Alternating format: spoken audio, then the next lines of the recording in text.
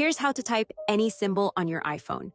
If you're texting someone and want to include a special symbol, like infinity, trademark, or division, the easiest way is to use a web browser. Just open Safari or Google Chrome and search for the symbol you need. For example, if you want the infinity symbol, type infinity symbol in the search bar. Google will usually display it at the top of the results.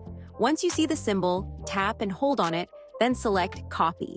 If that doesn't work, scroll down to a web page where the symbol appears, tap and hold again, and choose Copy.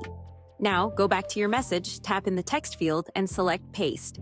The symbol will appear exactly as you copied it. You can do this for any symbol, whether it's a squared, two squared, divided, divided by, or copyright symbol.